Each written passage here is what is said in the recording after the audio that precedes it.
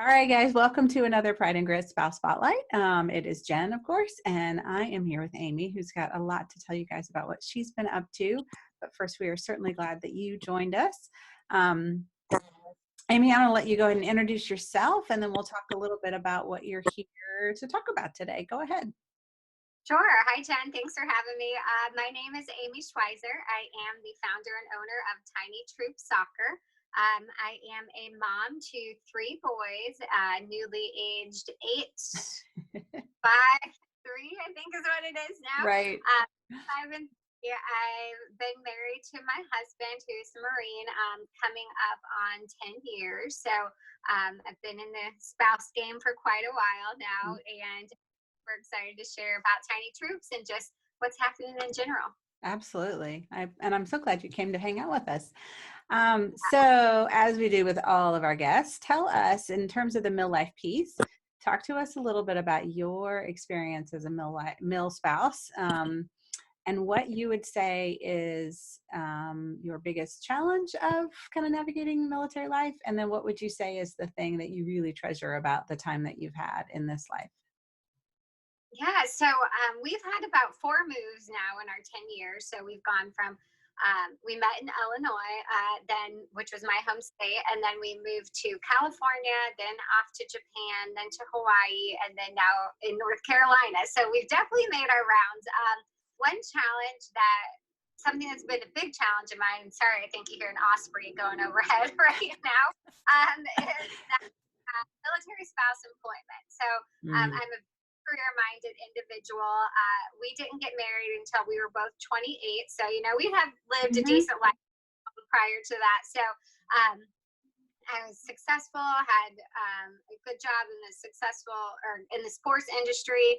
And that's where I was headed. That was my career path. That was where all my education went. And then we got married and, whisked away to California. And lo and behold, I couldn't find a job, particularly one that I wanted to in my field. And, some people say, you get that old, well, you knew you were going to have to leave your job and go. And I'm like, I knew I had to leave a job.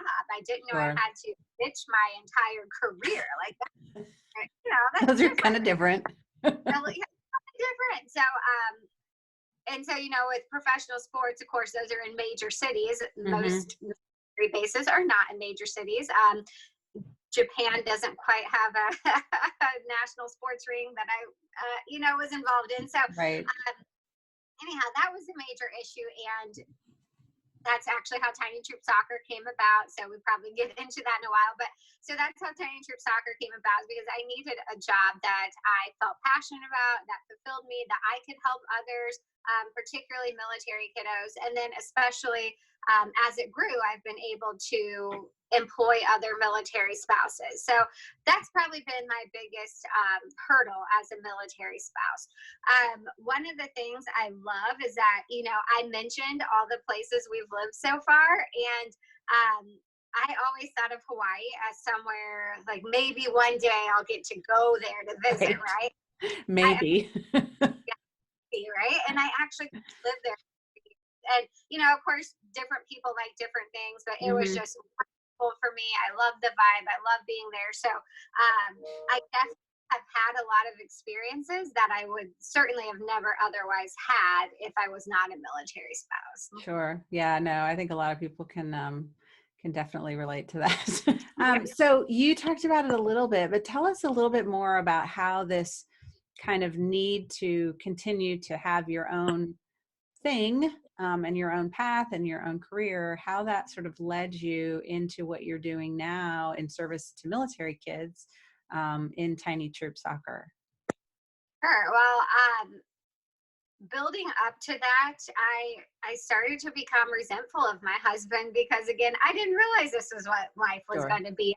I loved him, and we were getting married, and he was this hot Marine, and wedding, and moving to California, felt great, and whoa, away from friends, from family, now no job either. So my sense of identity kind of got lost, and being career focused, I felt like that was ripped from me. And so I started to resent him for that. And so I've kind of touched on this in some talks I've done before, but I was at a retreat at my church in Japan at Koza Baptist Church there. And the pastor's wife, who also was a military spouse, he was retired at that point, but had said, I was mad and I was angry and this wasn't fair. And I realized I could either live that way or I Mm-hmm. could do what I can with what I had. I loved him. That was a decision I made. I still loved him.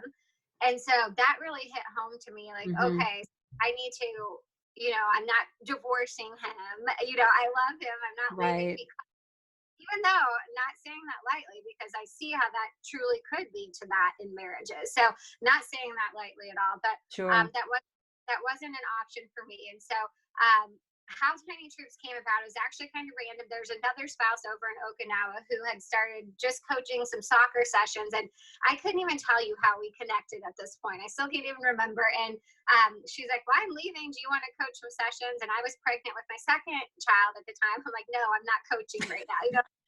Doing that right now." But then she's like, "Well, they've been really having fun with it. They need something to do." And I'm like, "Okay, fine. I'll do it." So lo and behold, that ended up. It first started out of my want for a job. So, Mm-hmm. I'm like, to do, I need this, I need a job. So, I started coaching these sessions and I'm like, okay, this could be an actual full program. So then that kind of evolved. And then also because I had my own little kids, I knew what it felt like to be at home Yeah. with, Right. because most of the base sports start at age 5. So Mm-hmm. I'm at home with little ones, nothing to do. Um, no job to go, kind of trapped in my house, if I'm being honest. And so, I'm like, okay, this is great to give families of little ones and moms, particularly that are usually at home, something to do and get out and do during the day and Right. exercise. And it's fun and it's soccer, which I love. And so it kind of started, it picked up a lot of steam.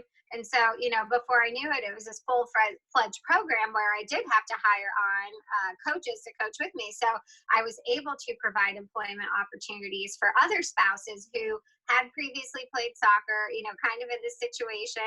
And so I've been able to give them an opportunity that, they're able to get out of the house, Mm-hmm. do something physically active, participate in soccer, which they love and used to play, and then of course contributing monetarily to their family. That's a Sure. big deal. That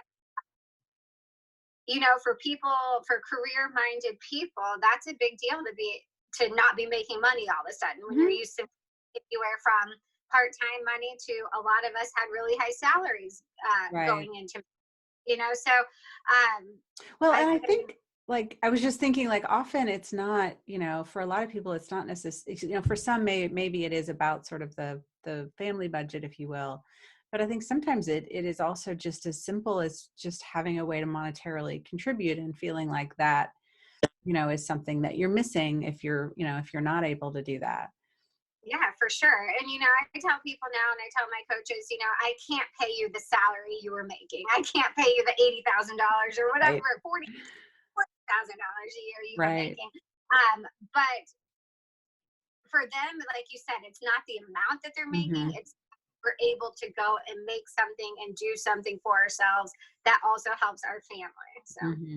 Yeah, no, that's awesome that you've been able to, make it bigger than you and particularly kind of targeting, if you will, military spouses to be able to be part of that, pool of coaches is awesome. yeah, one thing I'm super proud of is to date we've employed over 100 military spouses throughout the 10 years. So I'm super. I tallied that up a while ago, and I'm like, wow, Yeah. it just kind of goes through. But that made me really happy. Yeah, no, as it should. Do you have people that, will work, for you in one location and then as they PCS, then they sort of like, hey, there's nothing here. Can we start something up here? Like, is that part of how you kind of grow is through Yeah, people's movement? yeah, it is. It's funny. It's that's the same way with the kiddos. So once Yeah, a right. family's like, no, we're going here. You don't have a tiny troops there. You need to get one started, and so we started so they continue. And then the same for coaches. Like currently we have about 3, coming up on PCS season. So we have about 3 who are headed somewhere else and they're like, oh, but I would still love to coach. And, either we have a vacancy there or we have yet to start a program there. So Right. I'm like, take your Perfect. equipment with you. you when you get there. Yeah, that's so neat. So you started out with a focus really on the littles, filling that gap, and then you've transitioned into a little bit more of a focus on um, coaching for kind of the middle-aged young kids. Is that? Yeah. So we've definitely expanded. So we actually added, starting with the younger kids, we added a 1-year-old in a session, and that's more That's like got to just be more like hilarious. I mean, they can barely walk, so I it's more know. like a gym, except it's an Yeah. open, take out all the equipment. We tell moms and dads, hey, here's some things you can try with them. And so really it's just the parent walking through with them. Some of the kiddos want to stay for 5 minutes, some of them stay for an hour. So Sure. we've added that young group. The main focus, yes, is the 2 to 4-year-olds. Again, I wanted to serve the kids who were yet to be served by the base program.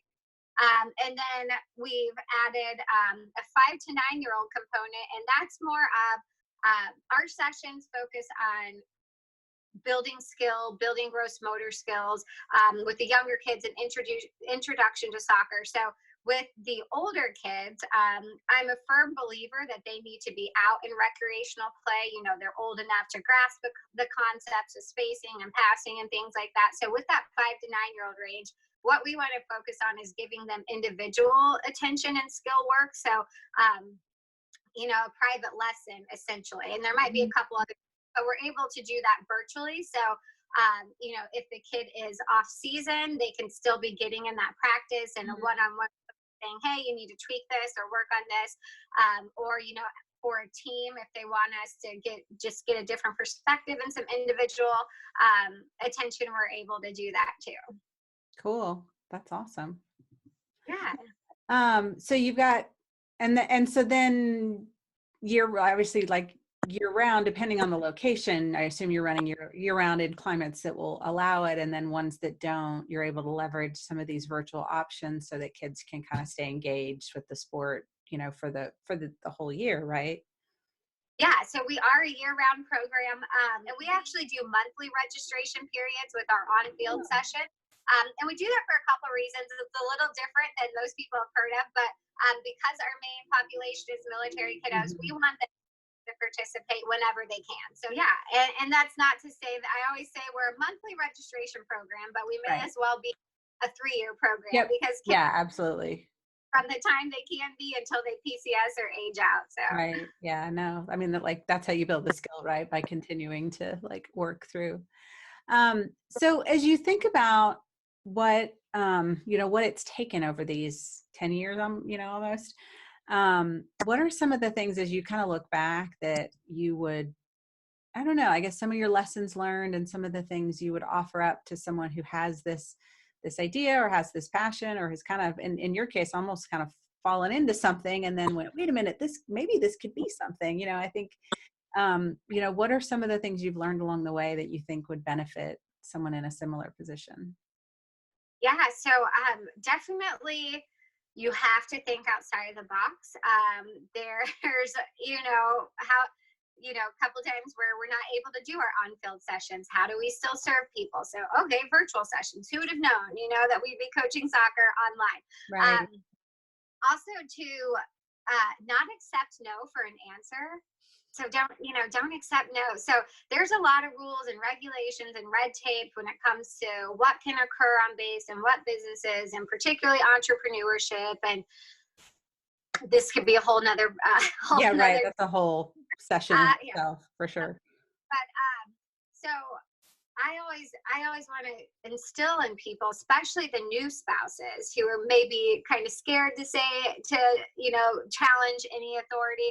And of course you have to do it respectfully. I'm not saying just go willy-nilly or anything. However, okay, this is a no. Well, why is it a no? Right. Well, what can make it a yes? Well, how can it fit into your regulations? Well, why is this a regulation? Okay, well, who can I talk to about that? So I've gone from the Lance Corporal at whatever legal office, chatting with this guy too.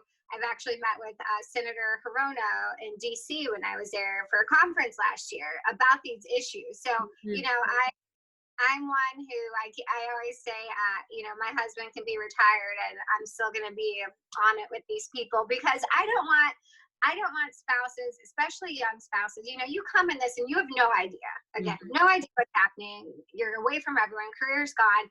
And so if you're told no at this idea of business you have, a lot of them will accept that, and that's Right. their whole life. Mhm. That's not one job. That sets the stage for the rest of their life and lack of career, and that's unacceptable.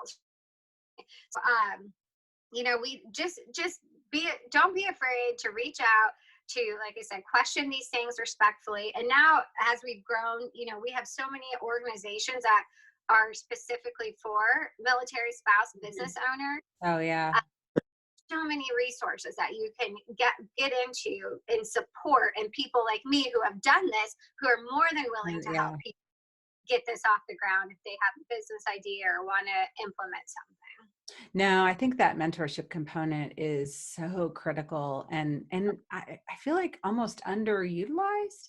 Because I think they're, I don't know why that is, but it just seems like maybe you don't know how to find it, or maybe you're afraid to ask because, maybe you're going to be in competition with that person. But I think I don't know about you, but I think what I've seen in this space is that there isn't, maybe there's competition, but I certainly don't see it. There's just a lot of support and a lot of willingness to talk about, what has gone right, what has gone wrong, what you might do differently, and to try to really help someone else have it a little bit easier. Maybe we just appreciate challenge in a different way, and so if we can alleviate that for someone else, then we're Yeah, happy to. yeah, and it's been honestly, I think it's the lack of knowing about it. So Yeah. this started for me back in 2014. And so honestly, up until this last year, I didn't know you all existed. None at all. And now when I talk with people, they're like, you were doing this all yourself without support. And not to toot my own horn or anything, but it's I was like, you all have been out here waiting to help me and I didn't know it. And so spreading that knowledge. And I think it's really important to one of the first things I did as a new spouse was I took a links class, which I think it's Marine Corps specific, that Mhm. tells all about kind of like your role as a spouse, and I took it because I knew nothing about the military, Right. and it was helpful. So I encourage every new Yeah. spouse to take it. Very helpful. However, a running joke since then has been my Marine, because it was all about my Marine. And so Mhm. looking back, I Mhm. think part of that class should be um, the resources for the spouse Right. specifically, not just for me as a mom and me as a wife, but me as a As an person individual, yeah, and an right. educated person and a person who maybe wants a job outside of the things on base, which again, if that's your thing, good. But if it's not, you should have that option. And the military is a whole new world. So you don't know these things. Everything runs through the service member. So, if most of the guys aren't too involved with finding resources. I don't want to make my husband sound No, no, bad, no, but I know what you mean, like, oh, that's here, yeah, no. so Like, you have to sort of be self-sufficient, but the ability to understand even where to start and where to go. And, I wonder, as you're talking about that, if things really have changed, perhaps when you were going through that class, and I think even for me as well, after, what is it, 15 years or whatever, like, I don't know that that was the discussion then. It wasn't about us as individuals then. It was about the role. It was about, I don't know, maybe it was, but it just doesn't seem like that was what was at the forefront.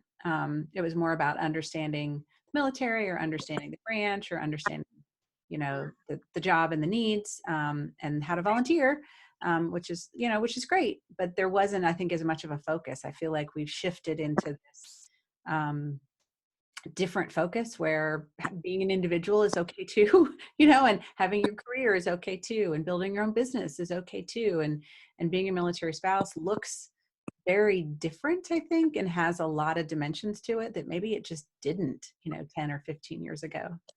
yeah, I completely agree with you. And it's critical for spouses to have the tools they need, whether that's business or not, to feel like they're still validated, they're still a person, and of course be that support for your spouse, of course, but we need those things too. So yeah. Yeah, no, I mean, like, again, that's a whole conversation in itself too, but I think your path is similar, right? To others where you, and maybe even my own to some extent, where you kind of get to this point where you're like, wait a minute, this, what I'm doing is not working, and the perspective I have is not working. And so now I need to figure out how to shift that to ensure that I am happy, so that then, we are happy and the family's happy, and we all grow in a way that works. And so for you, that was Tiny Troops, for someone else, it's something else. But I think the underlying narrative, if you will, is common of, Yeah. getting to that point where you realize, hey, I got to work on, my identity and who I am, and make sure, that I am engaged in things that bring me some kind of joy. So tell us, if folks wanted to kind of sign up, and you mentioned the monthly registration, so I assume that's coming up. So tell us a little bit about that process, the best way to find you, I don't Yeah. know, all the info that we need to find Tiny Troops.